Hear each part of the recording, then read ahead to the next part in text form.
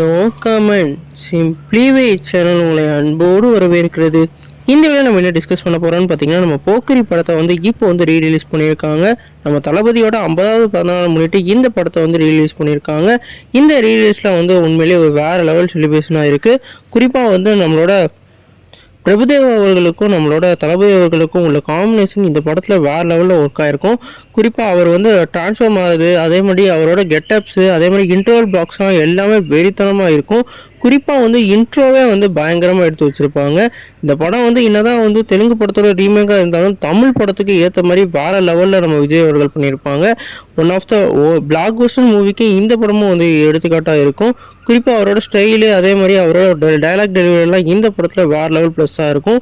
இப்போ வந்து இந்த படம் வந்து ரீரிலீஸ் பண்ண மாதிரியே தெரியல. இந்த படம் வந்து இப்போ வந்து ஏதோ ஓப்பனிங்காக வந்து ரிலீஸ் பண்ணுற மாதிரியும், குறிப்பாக வந்து ஃபஸ்ட் ஷோ எப்படி செலிப்ரேட் பண்ணுவாங்களோ அந்த அளவுக்கான கூட்டம் இப்போ வந்து எகிரி இருக்குது. குறிப்பாக டிக்கெட்டுக்கே அவ்வளோ கூட்டம் வந்து இப்போ எகிரி இருக்குது. நேற்று வேறு நம்மளோட தளபதி வந்து ஒரு வேறு லெவல் சம்பவம் பண்ணிட்டு போயிருந்தார். அந்த சம்பவத்துக்கு அப்புறம் இந்த படத்தோட எதிர்பார்ப்பு வேறு லெவலில் இன்க்ரீஸ் ஆகிருக்கு. குறிப்பாக இந்த படத்தை வந்து நாளைக்கு வந்து கேடிவிலையும் வந்து ரிலீஸ் பண்ணுறாங்க. அதாவது கேடிவியில் நாளைக்கு வந்து டெலிகாஸ்ட் பண்ணுறதுனால அதுலேயும் வந்து இப்போ ஃபேன்ஸ் தரப்புலேருந்து கொண்டாட தயாராக இருக்காங்க. நீங்கள் சொல்லுங்கள் ஃப்ரெண்ட்ஸ், இந்த படத்துக்கு போவீங்களா? இந்த படத்துக்கு உங்களுக்கு எவ்வளோ பிடிக்கும்னு சொல்லிட்டு கமெண்ட் பண்ணுங்கள். இந்த வீடியோ உங்களுக்கு சாட்டிஸ்ஃபேக்ஷன் வந்து லைக் பண்ணுங்கள். இந்த சேனலுக்கு புதுசாக இருந்தால் சப்ஸ்கிரைப் பண்ணுங்கள்.